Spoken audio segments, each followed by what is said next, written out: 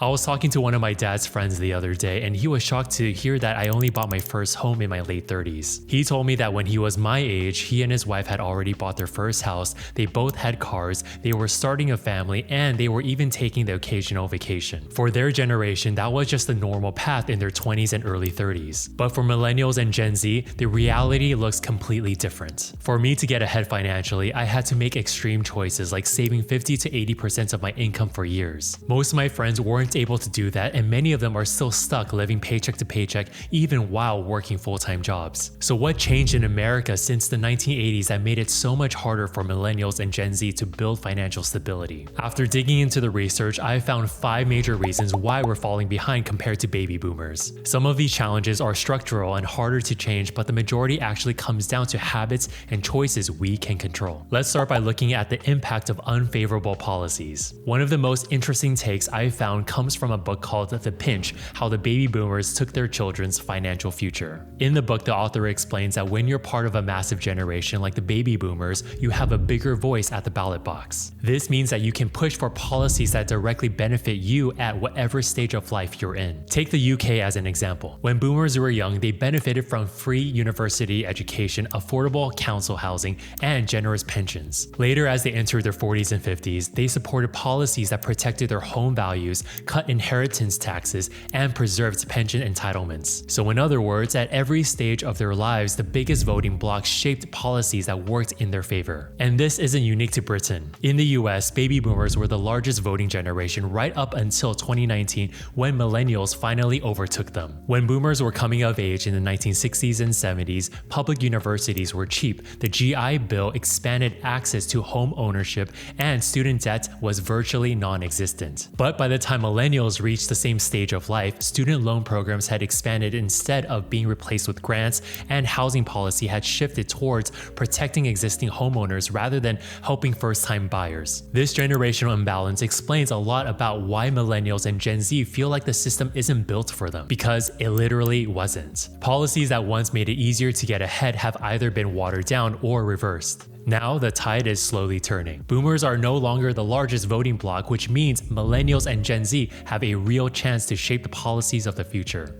But this only works if we actually vote. I personally voted in every election since I turned 18 because I wanted a say in the financial policies that impact my life. If you're not registered to vote, it's not too late. Get registered, get involved, and make sure you have a say in policies that impact your life and finances. The second challenge that millennials and Gen Z are facing is sky-high housing costs. According to the National Association of Realtors, the median age of first-time homebuyers in the US is now 38 years old, which is an all-time high. In contrast, during the 1980s, first-time homebuyers were in their late 20s. Most millennials I know are still renting well into their 30s, juggling student debts and high living costs, and they expect to buy their first home closer to 40, if at all. Homeownership, which was once considered a milestone of early adulthood, has been delayed by an entire life stage. I had a look at an article in the Harvard Joint Center of Housing Studies, which reports that in 2019, the national home price to income ratio was about 4.1.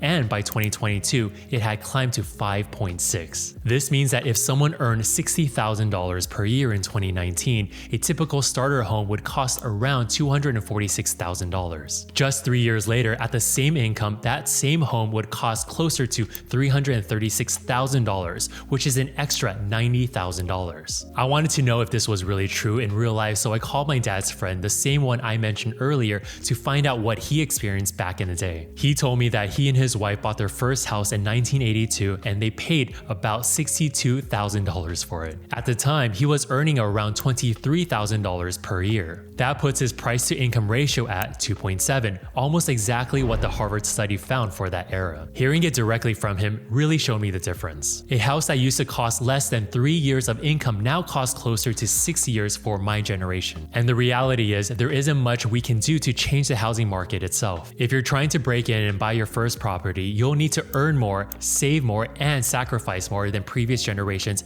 ever had to. I know it sounds unfair, but it's the reality that we've been given. Of course, I would still encourage most people to aim for home ownership because you ultimately want to own a lot of assets later on. And yeah, there are some nuances on how much of a home should take up a person's net worth so they don't end up house poor. But of course, I can make a video about this later on. The next noteworthy challenge that millennials and Gen Z face is student loans. We've all heard that having a college degree will lead to greater earning potential after graduation, and the stats do back this up. According to the US Bureau of Labor Statistics, the median weekly earnings for someone with a bachelor's degree in 2024 were $1,543 compared to $930 for someone with only a high school diploma. Over a year, that's nearly $32,000 more for the degree holder. This is why so many of us consider it worthwhile to go into debt to fund our education. But unlike previous generations, the cost of that trade-off has grown significantly. Right now, student loan debt totals nearly $2 trillion in the US, where each individual owes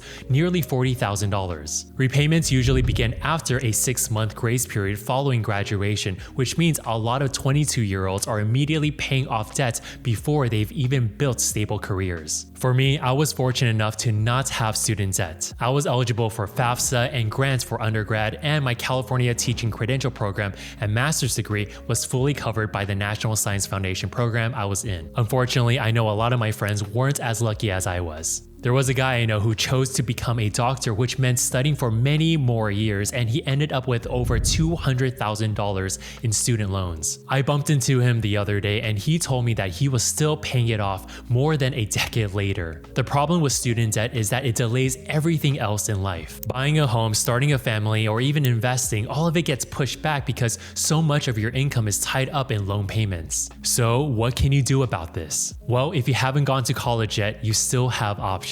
You could immediately enter the workforce or focus on your grades and try to qualify for scholarships and grants. And if you've already taken on debt, your best bet is to start paying it off as aggressively as possible. The biggest trap is to only pay the minimum required each month, which keeps you in debt for decades. Even small extra payments make a huge difference. For example, let's say that, you own $37,000 at a 5% interest rate on a standard 10-year repayment plan.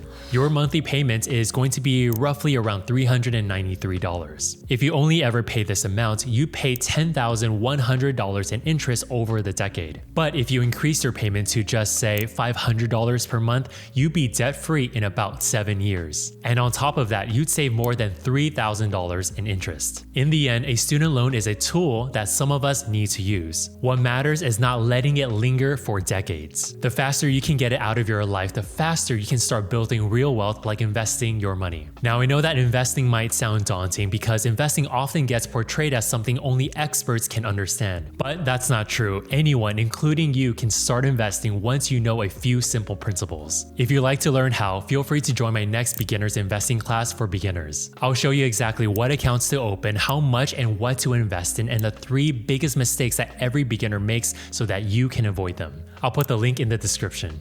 Next, I want to look at an unfortunate consequence of the modern labor market: irregular income. Over the course of 30 years, baby boomers worked at an average of 3.6 companies. By contrast, millennials worked at 3.9 companies over 10 years, and Gen Z workers averaged 2.8 companies in just 3 years. So as you can see, there's a massive difference between older generations and newer ones. Today, it's uncommon for someone to stay at the same company for 5 years straight, and even more uncommon for a Gen Z employee to stick around for more than a year. So what's going on? Well, this happened because of the gig economy, which has created more flexible work opportunities, but also more uncertainty. Jobs are more temporary, contract-based, and project-driven, and traditional long-term career ladders have largely disappeared. Instead of spending an entire career in a single company, many of us are piecing together multiple income streams and exploring different career paths. So if you look at me, for example, I started out in a traditional career path working as a middle school math teacher. If I'd been born in the 1970s, I probably would have stayed in that role, maybe even promoted to department head, and after 20 years, years possibly become the principal of the same school I started at. But the world is different today. Instead of following that traditional path, I forged my own way. I picked up freelance tutoring while I was still teaching, and eventually I took a huge risk at starting my own business teaching people about money online. Today, I'm overseeing video content creation, managing partnerships, and building an entirely different set of skills. And yes, I'm grateful for my life, but it hasn't come without challenges. In the early days, my income was highly irregular. Some months were strong while others required me to dip into my savings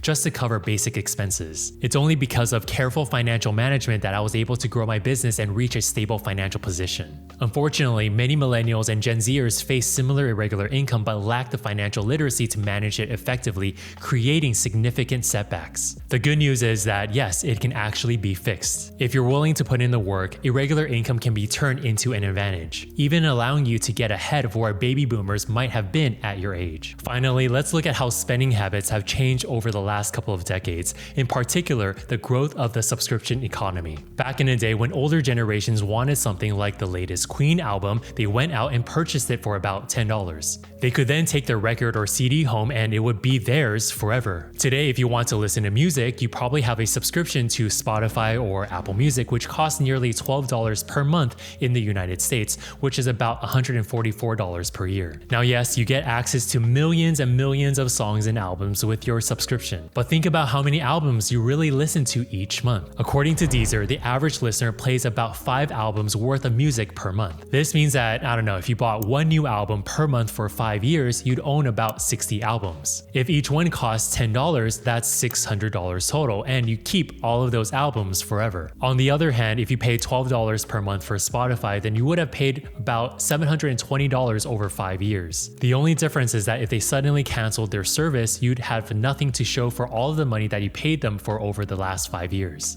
Of course, streaming has a lot of other benefits like not taking up a lot of storage space and giving you access across different devices. But this example shows the downside of paying for access without actual ownership. And music is just one example. Right now, the average American has at least 4 paid subscription services and they spend just under $240 per month or around $2,850 per year. The danger is that subscription costs increase each year, and because they're usually set up as automatic payments, you barely notice them leaving your account. At $10 or $15 a month each, your banking app is unlikely to even notify you when those debit orders go off. Now, I'm not suggesting that you cancel every single subscription. I personally have a few that I feel genuinely enrich my life, and I'm happy to pay for them like, I don't know, Amazon Prime, because I like having things delivered to my home. But it's really important to regularly check in and ask if each one is still worth the cost. I recently helped a friend set up a budget because she was struggling financially. While going through her bank statements, we found that she was paying for 9 subscription services, but only really using 5. This meant that she was throwing away $60 per month on things that she wasn't even using. So here's my challenge to you. Sit down with your bank statements this evening and write down every single subscription that you're paying for. If you're subscribed to The New Yorker but haven't read an article in months, then yeah, cancel it. If you're paying for Disney Plus or Peacock but only ever watch Netflix, then yeah, cut it. In the end, it's about having an honest conversation with yourself. You can even channel your inner Marie Kondo and ask, does this subscription spark joy? If not, let it go. While today's reality can feel frustrating, I truly believe that we can take control of our finances if we're willing to take action. If you're ready for the next step, join my next beginner's investing class so you can build your own investing blueprints and have your money finally work for you.